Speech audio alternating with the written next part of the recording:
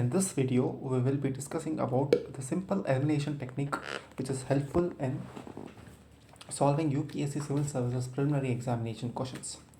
Now let us look at question number 46. I'm choosing only some questions which are actually helpful for us to understand elimination technique. These elimination technique can further be used in at least 30 to 35% of the questions every year. Now let us look at how the elimination technique works. Question number 46. The first statement says, the motion to impeach a judge of the Supreme Court of India cannot be rejected by the Speaker of Lok Sabha as per the Judges Enquiry Act 1968. Okay, the first statement is directly taken. We directly know that impeachment of the for impeaching a judge of the Supreme Court, the impeachment motion goes to the Speaker, and Speaker can either accept the impeachment motion or reject the impeachment motion. Cannot be rejected is not right, sir. It is not right. So I know the statement 1 is wrong because it is a direct statement from Lakshmikant.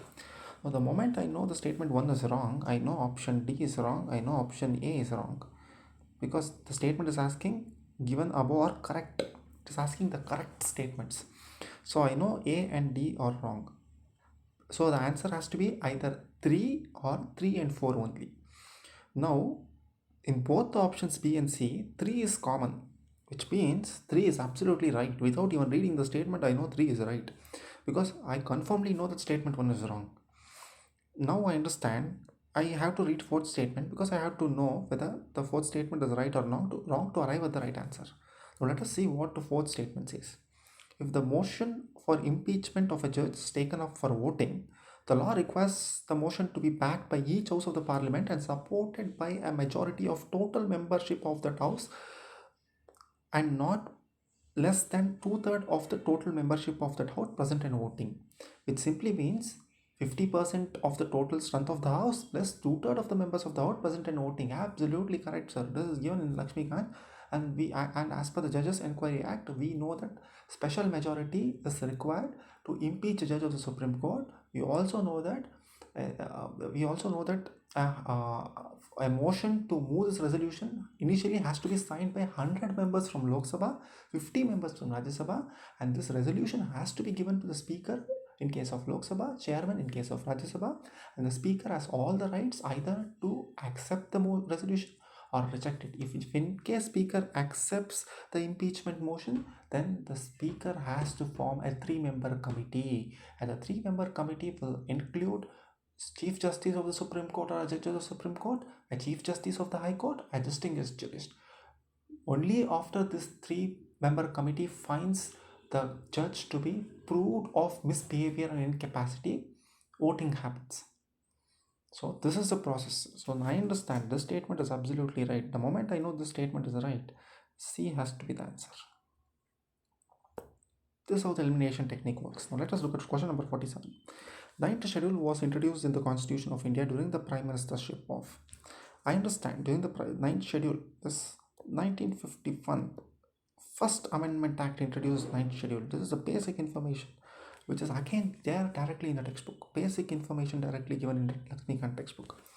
So 1951, we all know who was the Prime Minister. It is none other than Jawaharlal Nehru. Question number 48. Coal sector was nationalized by Government of India under Indira Gandhi. I do not know if the statement is right or wrong. Maybe most of us do not know. Now let's see what is the second statement. Now the coal blocks are allotted on lottery basis. No, sir, we do not know even the second statement. Till recently, India imported coal to meet the shortages of domestic supply, but now India is self-sufficient in coal production. Self-sufficient. This word self-sufficient is taking us to the extreme statement. So the extreme statements are usually wrong, and I understand this third statement has to be wrong.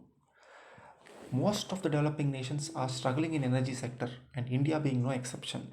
So we know that India is not self-sufficient in coal production. Coal comes under the energy sector. So in that case, option D has to be wrong, option C has to be wrong, option B has to be wrong, because all the 3 options contain 3. I understand option A is the right answer. Coal sector was nationalized by the Government of India under Indira Gandhi is a right statement. We did not even know whether the second statement and first statement was right, but we still arrived at the right answer. So this is how you have to use your common sense and technique to arrive at the right answer. Now let us see what is this question number 49. I'll go back to 46. Just before going into 49, I'll go back to 46. There's a reason why I'm doing this. We did not read the statement 2 because we knew it was wrong. Because the moment we knew two options were eliminated, the statement 2 was wrong. That's what we knew. But let us understand what statement 2 was actually talking about.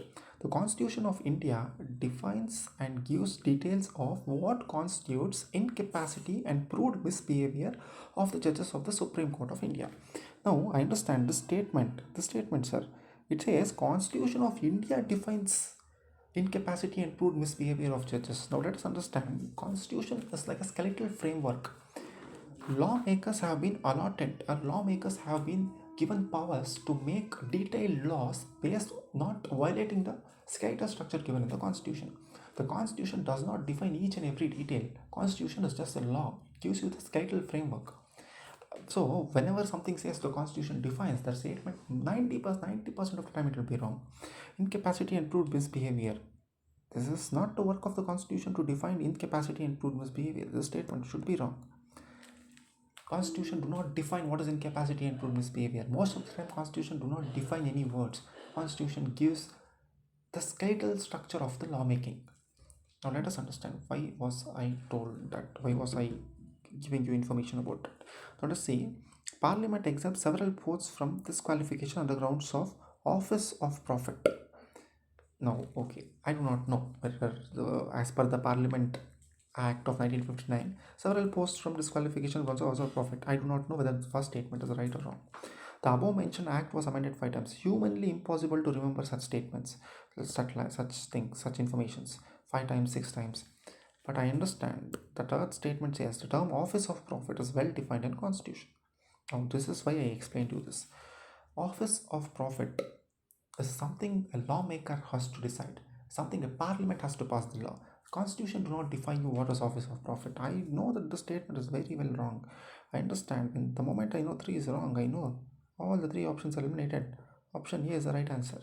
So the above mentioned act amended 5 times. Even without knowing the information about this, I came to the answer that Parliament Act 1950 exempts several posts from disqualification on the grounds of office of profit. Statement 1 is right. Now let us look at question number 50.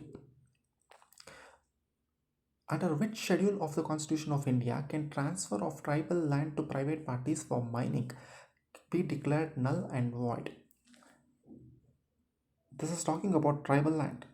I understand. Something related to tribes in the 12 schedules in the given in the Constitution of India. Something related to tribes is given in Schedule 5 and Schedule 6. Wherever you see 5th schedule, just mark it. So that is how you will have to use elimination technique to arrive at the right answer. I will continue this series and will give you more information about how this elimination techniques actually works. I hope you found this video helpful.